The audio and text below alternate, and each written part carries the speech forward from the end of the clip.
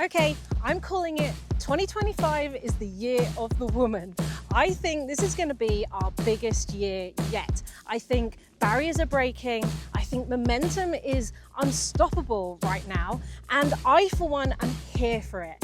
Let me explain why I'm so excited. Swagger down the street with your red lips and funky beat. You better hold your head up to the sky. I'm gonna roll with you till the day I die.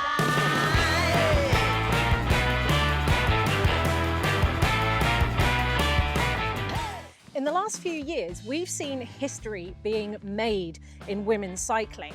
And this year, 2025, I think all of those big changes, all of those events and records that women have worked so hard for will actually be normalized. And I think that's a good thing.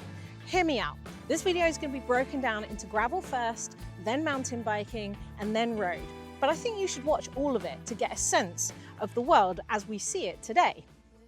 Okay, let's talk about good old gravel, because last year at Unbound, which is the biggest, the most important gravel race of the year, arguably, was the first time in the race's history that we saw women have their own race from start to finish.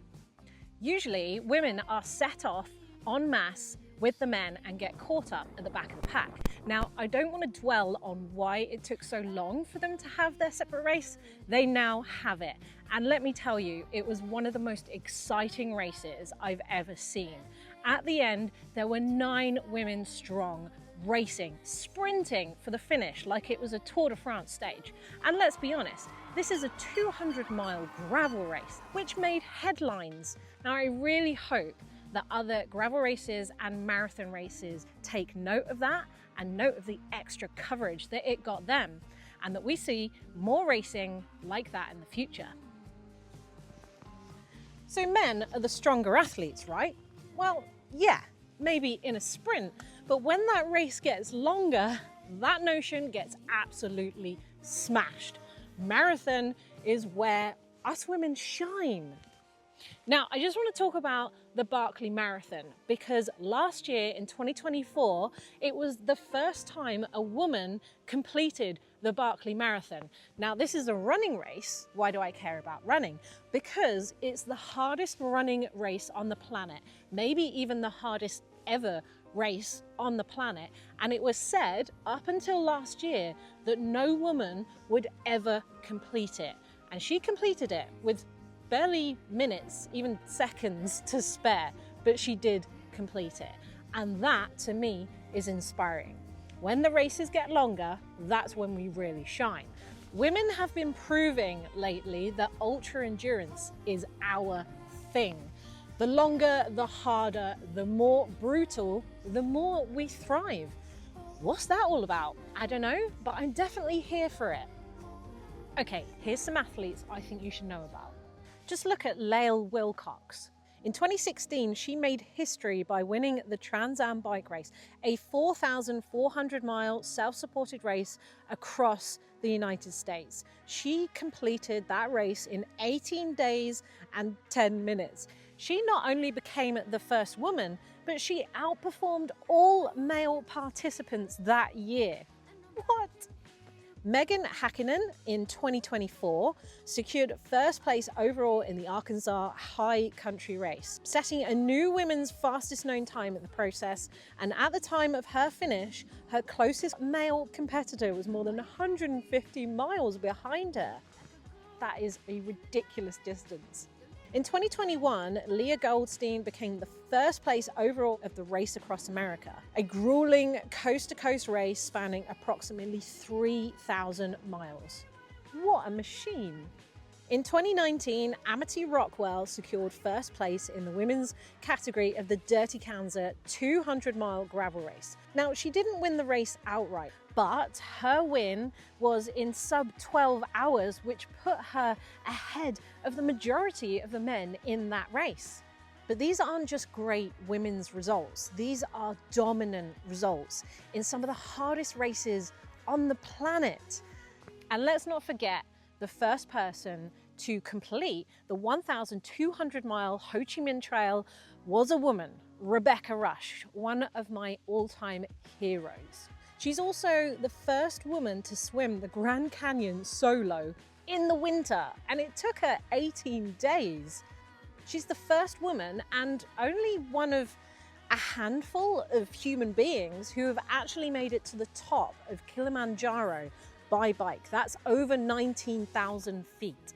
She's a 2-time winner and 3-time finisher of the ridiculous Iditarod race. If you haven't seen that, you should. It's crazy. She's a 3-time 24-hour solo mountain bike world champion and 7-time world champion in multiple sports, including whitewater rafting. Because why just be a hero in one sport when you can be a world champion in multiples? She is a legend. If you are not following her, you absolutely must, and all of the other women as well, because they're inspiring and we need these women in our lives. Okay, for mountain biking, we have to talk about Red Bull Rampage, because last year, October 2024, was the first time we saw women at that event.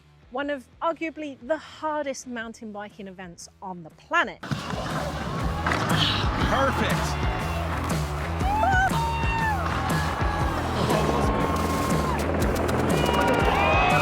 Yeah. Features coming up. This is where she was worried about the wind. Nicely done. Now, the women's racing, I don't think can be compared to the racing of the men. The men have had many years of opportunity to practice on a course like that. The women haven't. This is their first year. So their riding was very raw, but I think it was very comparative to the men in their first year of Red Bull Rampage. And I think that the riding level is only going to explode, and I cannot wait to follow those 7 riders and see more women join that pack. And then of course there's Red Bull Hardline, arguably the toughest downhill course in the world. And I've got to give a big shout out to Jess Blewett, who was the first woman to turn up and try to tackle that course back in 2022 in Wales. Now, she didn't complete the course, but it set a precedent and other women wanted to join it. And that's what it's all about, is showing other women that it can be done, or at least it could be tried. And I think we have her to thank for setting the wheels in motion for other women to come along and do it. And now we have women like Gracie Hemstreet, who is just incredible and has won the last 2 races, both last year and in Tasmania just gone this year.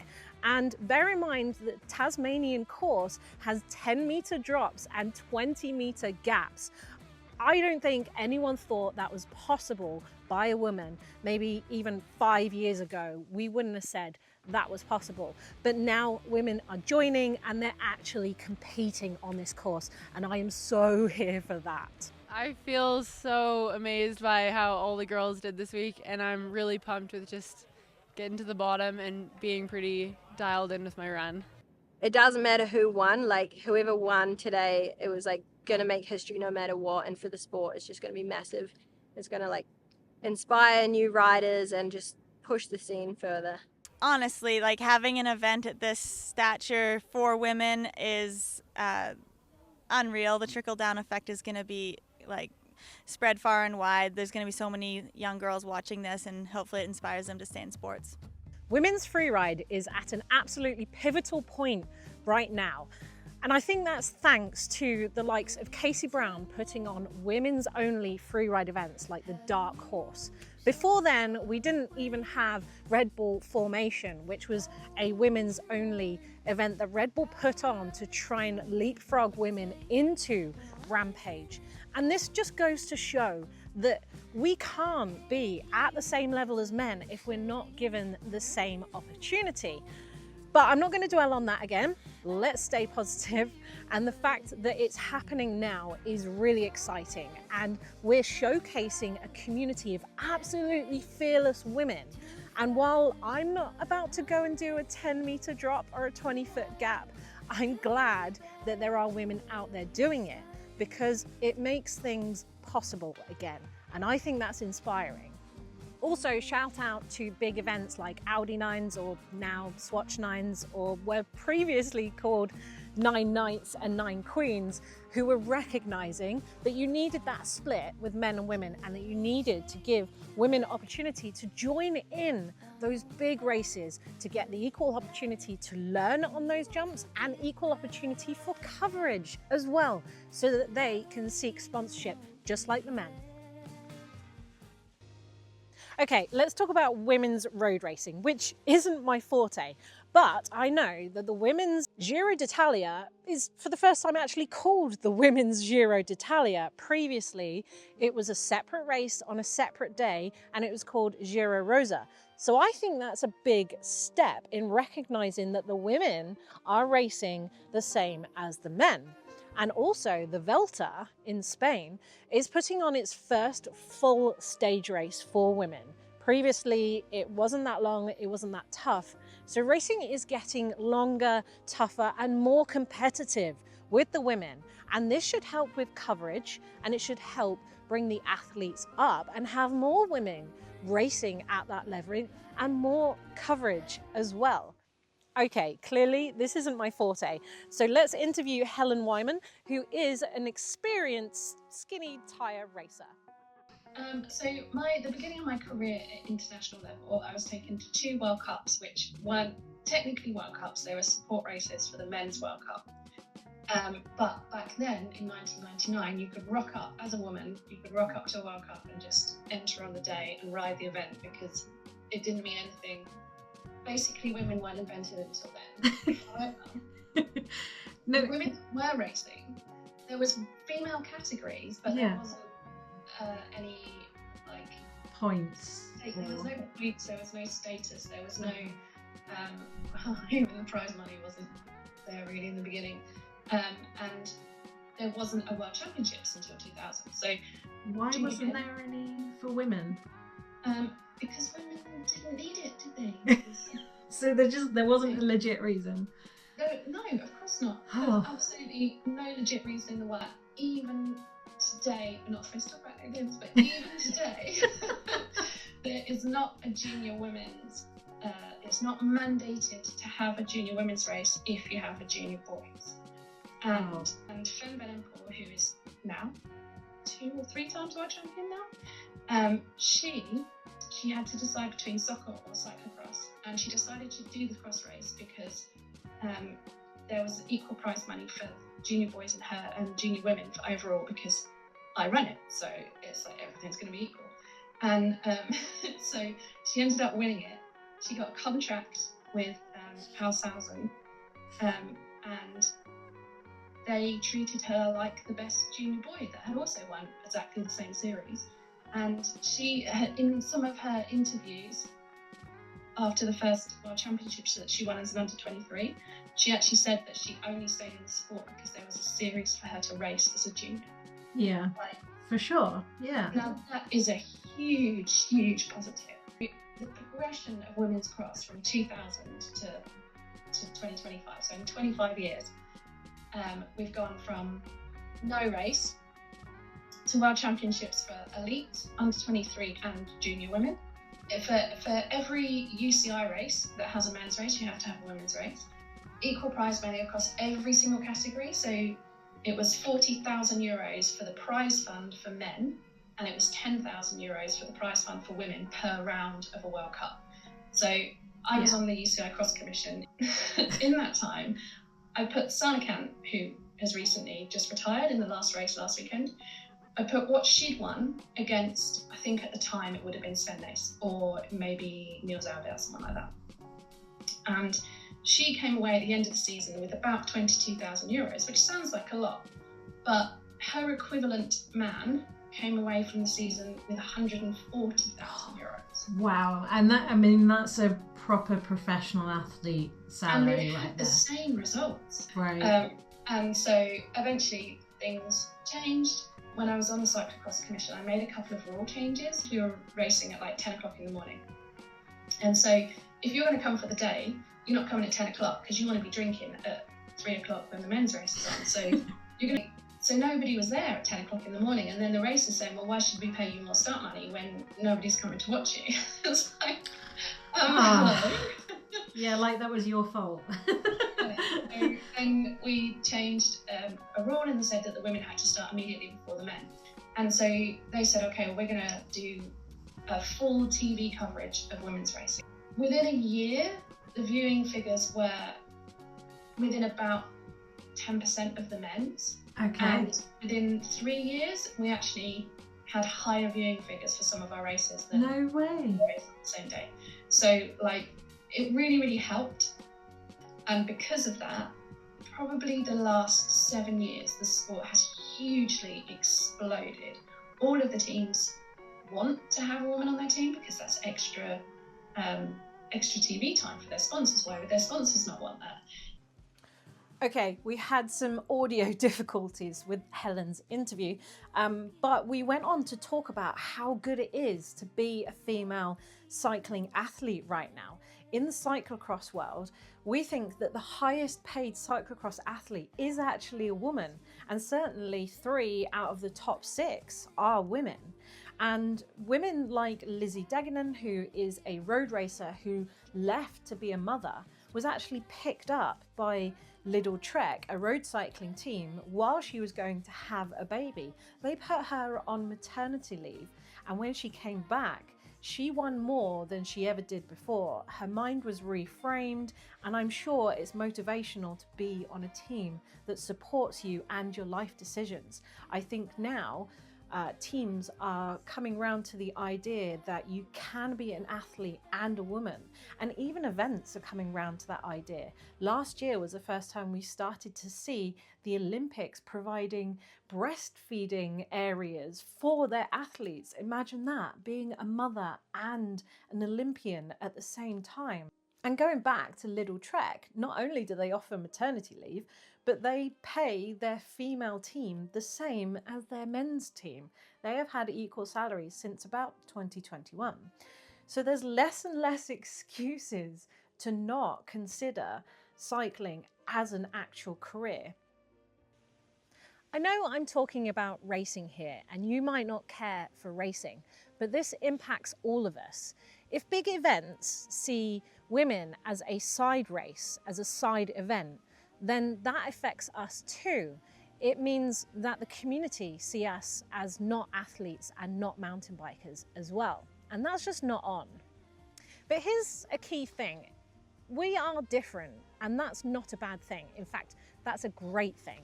I love that. Being different doesn't mean we should be treated less. The key to equal opportunities is exactly that. Having an equal opportunity, not fewer, not different, just equal. Equal pay for the same work, equal sponsorship opportunities for the same racing, equal racing for the same athletes. If you are a bike brand or a race organizer, think to yourself, just for a minute, am I giving the female athletes equal opportunities to perform and achieve in the same way that the men are? Okay, this is my final thought. That all of these opportunities don't just come from top down. We have to go and seek some of those opportunities. Some of the women that I've discussed today didn't wait for the opportunity, they went out and got it anyway. And this applies whether you're a racer or a weekend warrior or just someone who likes bikes.